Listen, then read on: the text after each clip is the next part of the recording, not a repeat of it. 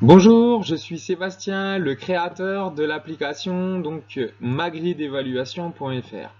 Alors avant de vous présenter l'outil, pour revenir un petit peu au concept de base, eh bien en fait depuis plusieurs années, hein, j'utilise le tableur pour créer des grilles d'évaluation pour évaluer mes élèves.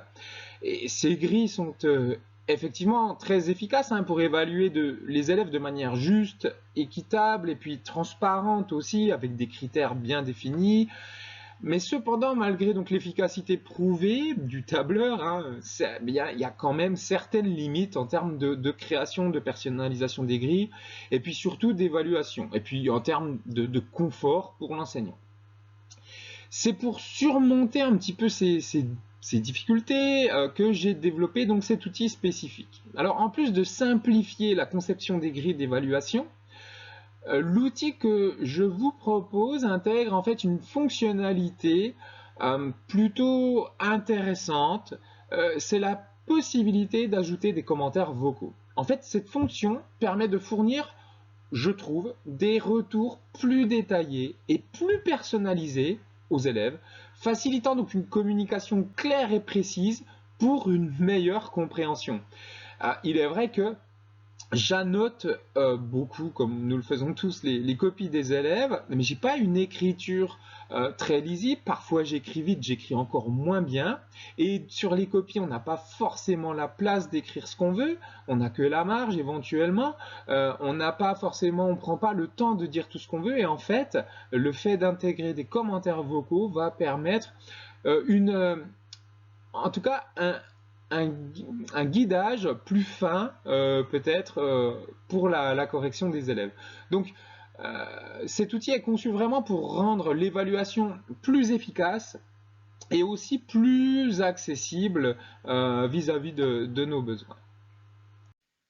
Alors, donc l'outil se présente ainsi. Donc, il y a une petite interface de connexion. Donc, on va pouvoir accéder donc de manière personnelle à ces modèles grilles d'évaluation, hein, de grilles d'évaluation. Donc, on constate qu'on a un petit menu très simple, la possibilité donc de créer une évaluation à partir de rien, ou alors de partir d'une grille favorite. Nous verrons ça un peu plus tard. Et donc, on a une petite zone d'archivage. Ici, nous verrons également cela plus tard. Donc, pour créer donc un modèle de grille d'évaluation, donc une grille d'évaluation vierge, d'accord, créer la structure, il suffit de cliquer sur ce bouton. Et donc ici, nous allons entrer le nom d'une évaluation.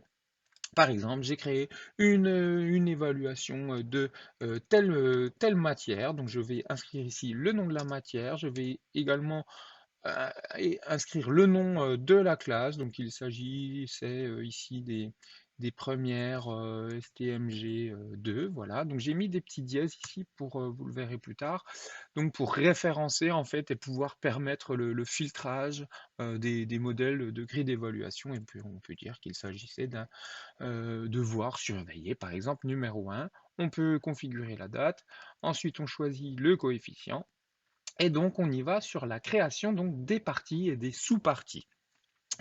Donc, on va commencer par créer une première partie. Imaginons qu'il s'agit ici d'un exercice numéro 1 également. Donc, on aura un exercice 1, on aura un exercice numéro 2. Voilà, et donc on va créer des sous-parties pour chacune de ces parties. Vous voyez, donc il est possible de glisser, déposer, donc de déplacer à la volée en fait l'ordre des parties et même des sous-parties. Et donc ici, on y va, on va pouvoir donc créer nos sous-parties. Donc ici, imaginons, nous avons une question 1 qui visait à répondre à telle compétence. Donc l'élève repère pardon, les bonnes informations, les informations utiles. Enfin voilà, on crée notre item d'évaluation, d'accord? Eh bien, trois éléments ont été repérés. Voilà, on crée vraiment euh, nos items d'évaluation sur mesure, en fonction de nos besoins. Donc on peut très bien raisonner par compétence, par savoir, par enfin, ce que l'on veut, par capacité, etc. Ici, on va configurer les points. Imaginons nous souhaitons 3 éléments repérés, on peut mettre 3 points, voilà, sachant que le système va ramener de toute façon la note sur 20. Donc c'est inutile de rechercher ici l'exhaustivité sur 20. Ce qu'il faut raisonner, c'est le poids des questions les unes par rapport aux autres. Voilà. Donc ici, l'élève calcule le bon ratio, enfin j'en sais rien, j'invente complètement. Là, on peut également noter le critère. Ici, c'est sur un point, etc. D'accord, question 3. Hop là, pardon, etc. Et donc, on met nos points comme ça à la volée. Et donc, on peut bien sûr changer l'ordre ou supprimer si toutefois on a fait des choses en trop. Bon, voilà.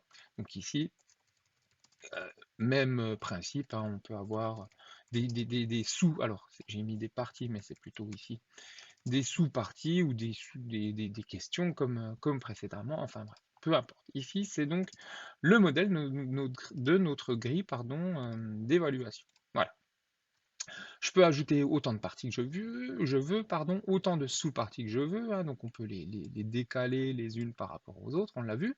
On va pouvoir ici donner, ça c'est important, des consignes de correction, donc ce qui sera marqué là dans ce champ ici sera visible hein, par les élèves. Donc il est tout à fait possible d'y inscrire des éléments, des consignes de correction, d'y mettre des liens qui pointent vers des éléments de remédiation, enfin ce qu'on veut, ou directement vers notre correction, pardon, qui aura été déposé au préalable sur un drive quelconque. Voilà. Et donc ici, une petite zone pour se noter des petites notes personnelles, par exemple, bonus pour Marie 2 plus 1 parce qu'elle avait fait telle ou telle action, enfin, j'en sais rien.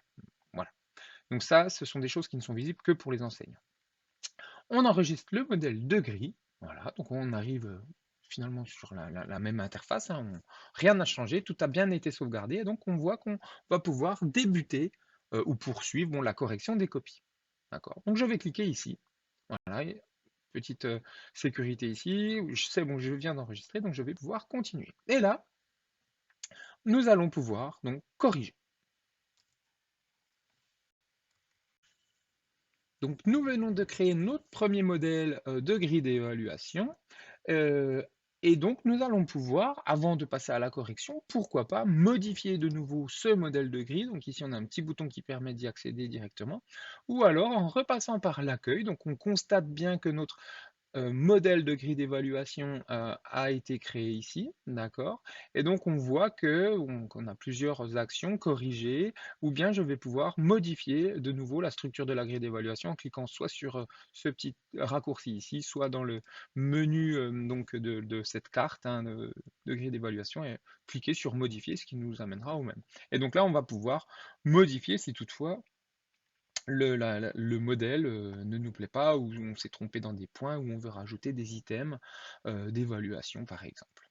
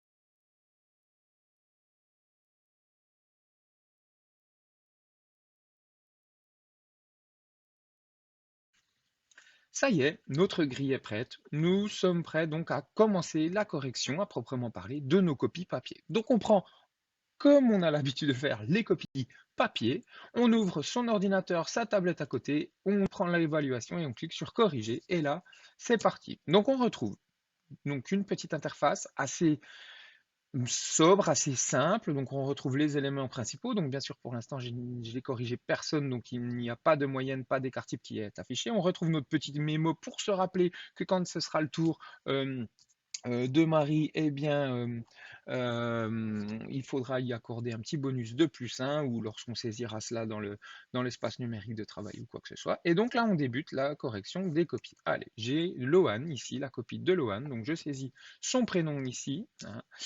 Et là, je commence la correction. Donc je prends sa copie, j'annote, je corrige les fautes si je veux à même la copie. Et là, je complète tout simplement l'outil et j'estime qu'ici, Lohan a repéré ici 3 éléments ou 2. Alors, bien sûr, là, c'est à vous de placer le curseur et selon vos degrés de bienveillance de choisir le curseur inférieur ou supérieur.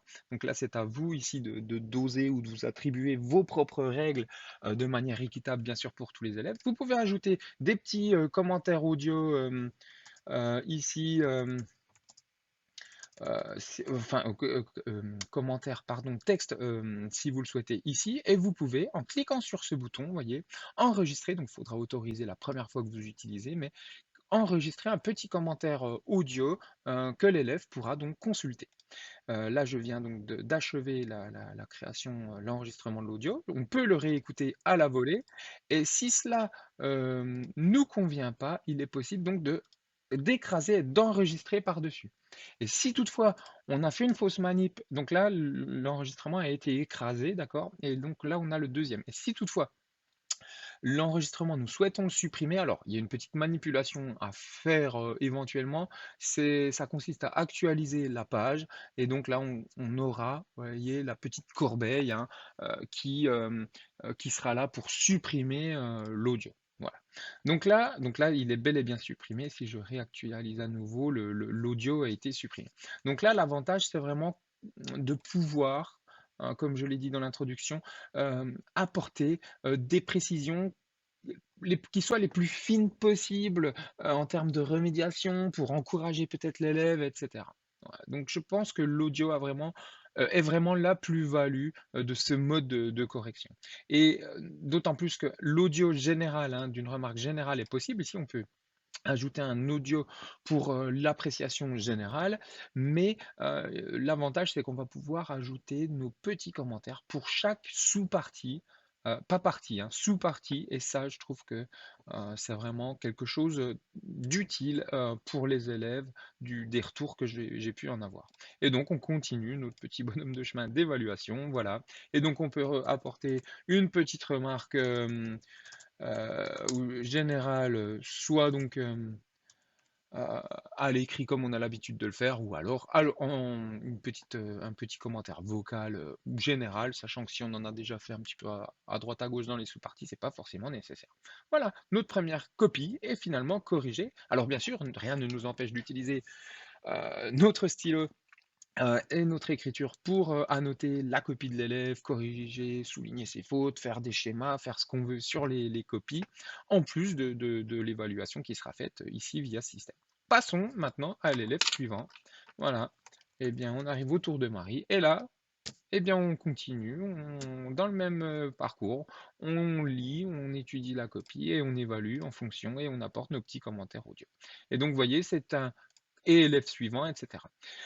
C'est donc un carrousel, vous voyez, on peut revenir dessus à tout moment. Au survol, on retrouve les prénoms des élèves qui ont été consignés, hein, donc l'enregistrement se fait de manière dynamique. Inutile, il n'y a pas de bouton enregistrer, hein, dès l'instant que vous saisissez un espace, un caractère, peu importe, c'est enregistré. On retrouve aussi parfois quand les grilles d'évaluation sont un petit peu longues ou lorsqu'on va se retrouver en pied d'évaluation, on ne sait plus à quel élève on a affaire. Donc on retrouve le prénom de l'élève. Le prénom, ne mettez pas de nom de famille par souci de confidentialité des données, RGPD oblige, mais on retrouve le prénom en tout cas de l'élève en haut à droite ici pour davantage de confort. Pareil, quand les grilles d'évaluation sont longues, ces petits boutons qui nous permettent de défiler d'une copie à l'autre ne sont plus visibles en fait, hein, et donc on peut naviguer en bas avec ces petits curseurs ou ajouter tout simplement, vous voyez, une nouvelle copie en cliquant sur ce bouton en bas à gauche. Et donc ça a pour effet, vous voyez, d'ajouter une nouvelle copie. Voilà pour ce qui est donc de la correction des copies. Voilà, nous en avons terminé avec donc la correction à proprement parler des copies. Nous allons donc pouvoir, donc on voit ici hein, que l'on a corrigé ici donc 4 copies. Ah, petite chose que j'ai oublié d'indiquer précédemment. Si toutefois, par exemple, Ambre, je sais pas, imaginons Ambre est arrivée en retard, elle n'a travaillé que l'exercice 2, on ne va pas évaluer l'exercice 1, d'accord? Enfin, disons qu'on ne souhaite pas corriger l'exercice 1, pour une raison ou pour une autre, bref. Euh, le but est donc de ne pas cliquer sur les items d'évaluation de l'exercice. Ainsi, on va évaluer l'exercice 2, donc 0 points sur 4 pour l'exercice 1, 7 points sur 7 sur l'exercice 2, mais en revanche, la note globale sera, elle, bien faite sur 20, d'accord?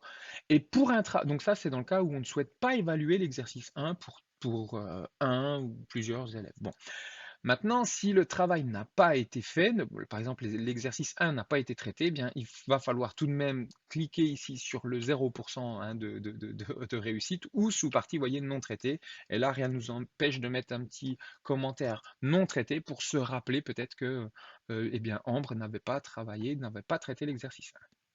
Maintenant, pour ce qui est de la synthèse des copies, eh bien, on va pouvoir cliquer ici sur ce petit bouton, là, sur petit icône graphique, synthèse des copies, ou alors il est possible depuis le menu d'y accéder directement hein, depuis la carte, donc corriger, et ici, vous voyez, on a la synthèse des copies, de l'évaluation.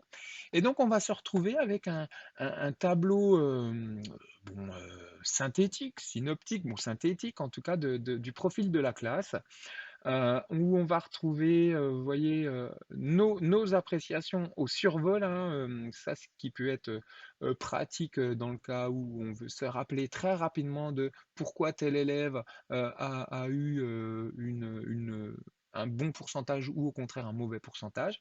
Donc on va retrouver les parties, nos sous-parties, les notes, les appréciations. Il est possible de classer dans l'ordre alphabétique, donc ou des notes, hein, vous voyez, en cliquant tout simplement sur les champs. Et puis, ce qui est intéressant ici, c'est qu'on va avoir quelques indicateurs, le pourcentage de réussite par partie et par sous-partie, ce qui va nous permettre de rapidement cibler là où les élèves, en fait, et quels élèves ont réussi ou échoué à telle partie et sous-partie. On va avoir une répartition des notes dans la classe. Bon, ça c'est purement statistique. Et enfin, un petit graphique ici, sous la forme de toile d'araignée, voilà, radar, hein, qui donc va nous indiquer plus précisément les pourcentages de réussite pour chaque sous-partie, ce qui va nous permettre quand même peut-être de une remise en question ou montrer aux élèves, hein, ben voilà, telle partie a plutôt été réussie, pourquoi, telle partie a plutôt été un échec et pourquoi.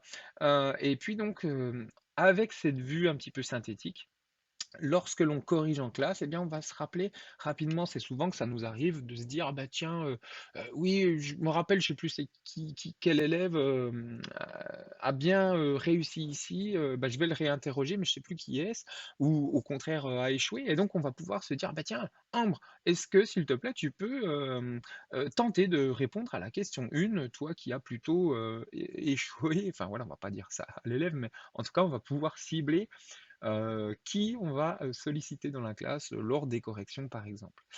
C'est vrai qu'on a tendance parfois à oublier, on sait qu'il y a eu des erreurs de fait, mais on ne sait plus c'était sur quelle copie, donc ça nous permet d'avoir une petite photographie quand même. Si toutefois vous décidez de projeter ce tableau auprès des élèves, il est possible donc de masquer les noms et prénoms, enfin les prénoms et les appréciations pardon, des élèves. Vous voyez, comme ça vous pouvez montrer aux élèves telle partie a plutôt bien fonctionné, telle partie a plutôt mal fonctionné. Et donc ici on a anonymisé un petit peu les données parce que finalement ça ne regarde personne, voilà. Et puis, il est aussi possible de détailler. Alors là, ça, j'ai ajouté cette petite fonctionnalité-là, afficher, masquer le détail des scores, tout simplement lorsqu'on veut reporter les notes dans notre ENT, eh bien, si on a des grandes copies, en fait, il va falloir faire une espèce de scroll horizontal, ce qui n'est pas très pratique, pour aller récupérer la note de l'élève. Donc là, on cache tout et en fin de compte, on se retrouve avec le nom de l'étudiant d'un côté et puis la note à côté, ce qui peut faciliter la saisie dans l'espace numérique de travail ou dans le logiciel voilà, de gestion des notes. Et dernier point, ce tableau nous permet aussi de voir, bah tiens, finalement, je constate que le calcul, pardon, j'ai fait une faute hein, tout à l'heure, une faute d'orthographe, calcul, ah bah non, c'est bon, c'est le verbe, calcule le bon ratio. Euh, on voit que cette partie calculatoire a été plutôt pas très réussie. Eh bien, ce qu'on va pouvoir faire, c'est peut-être revoir à la marge notre barème et puis se dire bah tiens finalement là c'est vrai que l'élève l'a mal calculé, ça les pénalise quand même un petit peu dans leurs notes, on va aller baisser pourquoi pas la pondération, d'accord, donc plutôt que d'avoir 1 point sur 4 pour cette partie ou 1 point en tout cas sur tous les points qui sont distribués, on va réduire peut-être le nombre de points. Donc certes, euh, de, hum, le coefficient, le pourcentage de réussite sera ou d'échec en tout cas sera toujours le même, mais en revanche, ça montera un petit peu, ça gonflera peut-être un petit peu les notes et la moyenne de classe si toutefois on estime que voilà, on a été un petit peu sévère au niveau d'un barème. Donc j'ai enregistré, je clique en arrière-plan ou je ferme. Et donc, voilà, la page se met à jour et je vois donc que peut-être la moyenne, vous voyez, on est à 12,14 alors qu'initialement nous étions à une moyenne de, hop, on va regarder ça tout de suite, voilà, 11,93. Donc on voit que les moyennes ont légèrement, et les notes ont légèrement augmenté. Donc ceci pour revoir peut-être, voilà, à la marge, une fois qu'on a corrigé notre barème ou certains éléments de la notation. L'impression des grilles d'évaluation. Eh bien, donc lorsque nous sommes en train de corriger ou lorsque nous sommes dans la synthèse hein, des copies, vous voyez, il y a toujours cette petite icône ici d'impression qui va nous permettre en fait d'imprimer purement et simplement les copies. Donc, enfin, les copies, les grilles d'évaluation, hein, soyons clairs. Donc, je clique et là, en fait, on voit que le navigateur nous génère bah, quelque chose qui est prêt à être imprimé. Donc, soit on l'imprime directement, vous voyez, soit on le convertit en PDF pour distribuer, mais bon, l'idée est d'imprimer tout cela. Si toutefois les grilles tiennent sur 2 pages, et certaines grilles sont sur 2 pages parce que vous avez fait des commentaires écrits, et que d'autres grilles sont sur une page, n'hésitez pas à modifier ici hein, l'échelle. Voilà, vous voyez par exemple ici, ma dernière impression était à 70%, donc là je vais remettre à 100% puisqu'on est sur ici des petites grilles d'évaluation, hein, vous voyez. Voilà, on pourrait très bien se dire 2 pages par feuille pour économiser naturellement euh, les, les copies. Alors, va falloir peut-être que je revoie la marge. Non, c'est bon. La mise à l'échelle, non, c'est bon. Donc voilà, donc on personnalise un petit peu comme on le souhaite et puis on imprime. Voilà. Alors, on va constater que les copies pour lesquelles il n'y a pas de commentaires audio, bien finalement, elles sont distribuées comme ça. On va les distribuer comme ça, il n'y a rien de plus. En revanche, vous vous rappelez tout à l'heure pour Loan, on avait ajouté des commentaires audio. Et bien là, sur la copie va s'afficher, vous voyez, hein, là on n'a rien. Ici, on a un QR code. Et donc, lorsque l'élève va flasher sur ce QR code, il retrouvera exactement cette copie et accompagné du coup de vos commentaires audio qu'il va pouvoir consulter directement sur son téléphone. Alors naturellement, cela implique aux élèves de posséder un téléphone. Alors effectivement, je suis enseignant en lycée, donc les smartphones sont nombreux en lycée, mais bon, avec les nombreux établissements 4.0 qu'il existe aujourd'hui, les terminaux mobiles, donc même une webcam peut permettre donc d'accéder à sa copie. Voilà donc pour ce qui est des impressions des grilles. Maintenant, il est également possible d'imprimer uniquement, par souci d'économie par exemple, d'imprimer uniquement les QR codes, d'accord? Par exemple, ici, c'est une petite grille d'évaluation. Je pense qu'on peut faire des économies de papier. Et puis, il n'y a pas forcément d'utilité à imprimer les grilles d'évaluation pour 4 items d'évaluation. Donc, on peut se contenter d'imprimer uniquement, vous voyez, là, les QR codes donc qu'on pourra coller ou agrafer ou si on imprime sur du papier autocollant ou bien si on imprime, donc il y a une solution aussi qui vise à imprimer directement via les petites imprimantes thermique portable que certains collègues utilisent. Voilà, donc là, il y a une petite configuration qui est faite pour optimiser l'impression sur les petites impressions thermiques. Enfin, là, je ne vais pas vous montrer, ça ne marche pas, mais il faut le faire depuis les imprimantes, l'interface. Mais donc voilà, l'idée est d'imprimer uniquement les QR codes, de les coller ou de les donner distribuer telles quelles finalement aux élèves qui vont pouvoir accéder à leurs notes directement, ce qui les intéresse quand même le plus, et puis surtout de flasher le code pour avoir accès à leur grille d'évaluation complète, accompagnée éventuellement des commentaires audio. Là encore une fois, il n'y a pas, les commentaires audio ne sont pas obligatoires, c'est facultatif. On remarque aussi une petite chose, vous voyez Ambre, ici on a une petite icône avec 3 élèves sur un podium, Enzo n'est pas dedans, Marie est dedans et Lohan est dedans. En fait, il y a un prolongement possible de l'outil qu'on pourrait imaginer par la suite. N'hésitez pas à m'apporter des idées si vous le souhaitez, mais de gamification, de ludification. En fait, cette icône-là, ce petit badge podium, pourrait très bien être un petit peu comme un badge numérique qui est attribué ici aux 3 meilleures notes. C'est-à-dire que seulement les 3 meilleurs élèves ici vont recevoir ce petit badge qui est apposé sur la copie. Voilà, j'avais fait ça dans l'objectif de ludifier un petit peu les choses, ou en tout cas d'ouvrir une porte en la matière. Voilà, donc si vous avez des idées, bah, n'hésitez pas à m'écrire, à mettre des commentaires ou je ne sais quoi, bah, pour, bah, pour mettre à jour l'outil en fonction de ce que vous imaginerez à votre tour. Enfin, sur l'interface principale, nous allons pouvoir en fait gérer nos différentes grilles d'évaluation. Alors, ça reste assez simpliste. En fait, donc la gestion se fait au niveau de chaque carte, c'est-à-dire qu'on a le petit engrenage ici, où on va pouvoir bon, ben, modifier le modèle de grille, dupliquer une grille si toutefois elle nous intéresse, l'ajouter aux favoris, archiver ou purement et simplement supprimer la grille et toutes les copies associées. Donc attention à ne pas faire d'erreur ici. Il y a toujours un petit message de confirmation pour éviter les erreurs. Et puis donc on voit que nous avons aussi un petit item ici, archive. Donc en fait, ceci est fait pour le moment, en fait, si vous voulez. Voilà, là, c'est ce devoir surveiller numéro 1. Ça y est, nous l'avons corrigé. Nous avons enregistré les notes dans l'espace numérique de travail. Donc on n'en a plus besoin. Nous allons archiver purement et simplement, voilà, cette grille. Donc en fait, l'archivage, il ne se passe rien si ce n'est que la grille va être déplacée ici, vous voyez, dans les archives. On va pouvoir la restaurer ou la désarchiver à tout moment, mais en fait, il ne se passe rien concernant la grille. On a toujours les copies, on peut toujours accéder aux impressions, etc. Ça va juste avoir pour effet de déplacer la grille ici pour se faire un petit peu de place ici, voilà, dans nos grilles, disons, dans notre tableau de bord des évaluations qui sont en cours. Voilà. En quoi consiste donc l'archivage?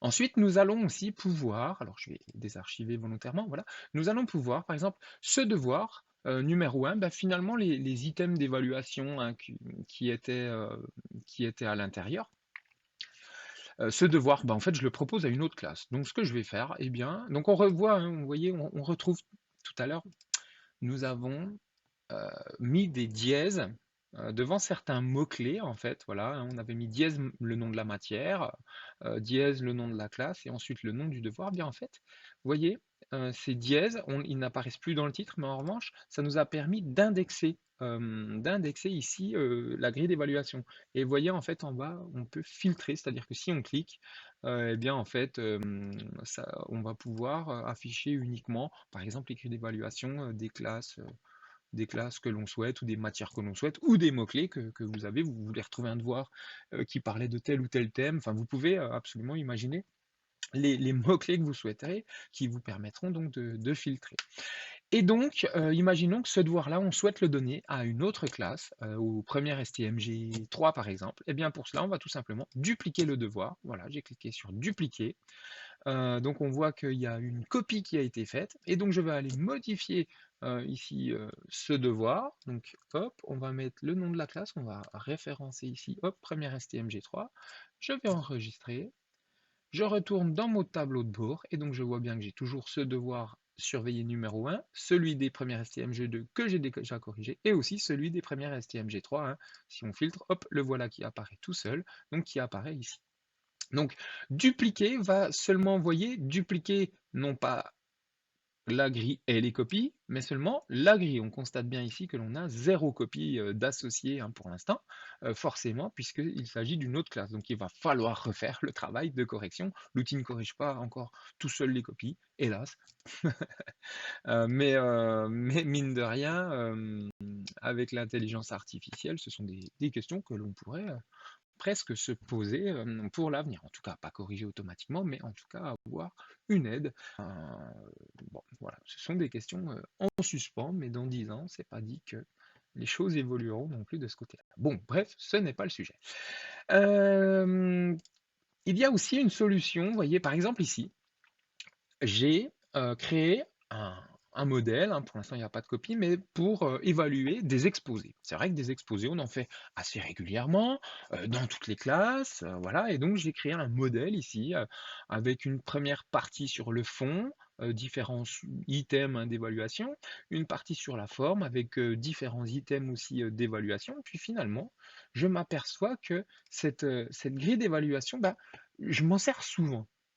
Donc plutôt que de dupliquer à chaque fois, bah, par souci de facilité, de simplicité, hein, on pourrait dupliquer à chaque fois, c'est pas le souci, mais je vais tout simplement ajouter cette grille à mes favoris, à mes modèles favoris. Hop, j'ai cliqué, vous voyez, hop, ça s'est mis en favori, j'ai une petite étoile ici. Et puis donc, hein, après je peux très bien archiver ce modèle, mais en tout cas, ce modèle, il est en favori. C'est-à-dire que bon, là, on retrouve cette petite étoile, hein, ce modèle est bien en favori. Ce qui veut dire que, bien plutôt que le jour où je veux faire un exposé avec une autre classe, plutôt que de créer une grille et de retaper, refaire des copier-coller des items, bien on va pouvoir utiliser, vous voyez, cette grille a été mise comme modèle favori, vous voyez, et il ne me restera plus qu'à cliquer sur ici exposer, et comme par magie, vous voyez, eh bien la grille d'évaluation va être dupliquée, je l'ai toujours comme fait précédemment dans les archives, mais donc ce modèle de grille pardon, a été dupliqué. On va pouvoir donc y affecter une classe, etc., comme on l'a vu précédemment. Mais du coup, je vais pouvoir me servir de ce modèle favori pour à la volée, vous voyez, hop, hop, encore une copie, hein, exposer, copier, allez, encore un, là j'ai 3 classes, je crée des grilles à la volée. Voilà.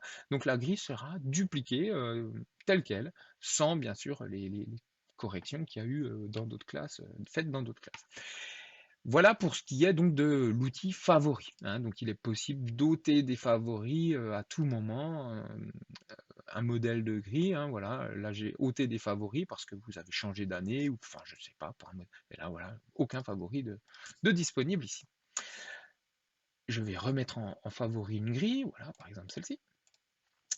Et puis, on va regarder un petit peu à quoi sert ce petit code-là. Vous voyez, c'est marqué AJPE4Z. Eh bien, en fait, ce petit code-là va vous servir si vous avez d'autres collègues qui utilisent l'application magridevaluation.fr, eh bien, et que vous souhaitez lui partager votre modèle de grille, par exemple, votre modèle de grille d'évaluation pour évaluer les exposés, eh bien, vous allez lui communiquer ce petit code-là. Alors, si vous cliquez dessus, ça vous, dans le presse-papier, ça vous fait une petite phrase explicative prête à envoyer à votre collègue par mail si vous le souhaitez, avec le petit code et le lien de l'outil magridevaluation.fr. Mais sinon, vous lui communiquez AJPE4Z et en fait, ce qui va se passer, eh bien, regardez, AJPE4Z, je vais me déconnecter et me connecter, par exemple, hop, sous un autre compte euh, qui n'a rien à voir avec celui-ci. Vous voyez, je n'ai pas. Alors, bon, j'avais fait des petits tests tout à l'heure, donc forcément, c'est dedans. Mais je vais recopier le code que j'ai donné tout à l'heure, donc DFJE4Z, de mémoire me semble-t-il. Non, j'ai oublié, donc c'est pas grave, je vais prendre le code d'une autre.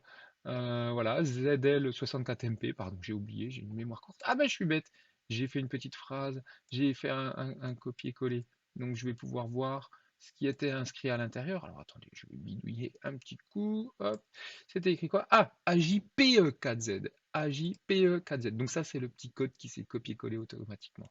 Donc AJPE4Z. Allez, vous m'aidez à retenir. Donc AJPE 4Z, différence minuscule, majuscule n'a pas d'importance. Je charge et donc là en fait, j'ai bien réussi donc à dupliquer, à récupérer, à importer finalement, si vous voulez, le modèle de grille de mon collègue qui m'avait communiqué son code. Et là, donc je vais pouvoir évaluer mes élèves avec son modèle de grille. Donc ça peut être aussi, pourquoi pas, utilisé dans le cadre d'évaluations conjointes si vous êtes plusieurs enseignants à évaluer à partir d'une grille identique. Pour l'instant, l'outil n'intègre pas la possibilité de multi-compte, c'est-à-dire d'avoir une grille d'évaluation pour plusieurs identique hein, pour plusieurs enseignants. Là, on est en vraiment voilà, personnel. En revanche, il est tout à fait possible de me demander la création d'un compte qui servira, voilà, par exemple, moi je m'en sers, on a créé un compte avec des collègues, on connaît l'identifiant et le mot de passe tous, et on évalue du coup de manière collaborative les copies. Bon, voilà, ça sera peut-être des évolutions pour l'avenir. Si toutefois il y a un besoin de ce côté-là, je développerai peut-être cette fonctionnalité-là, mais pour l'instant, ce n'est pas le cas. Et donc voilà pour l'interface donc ici de gestion des copies. Je vous remercie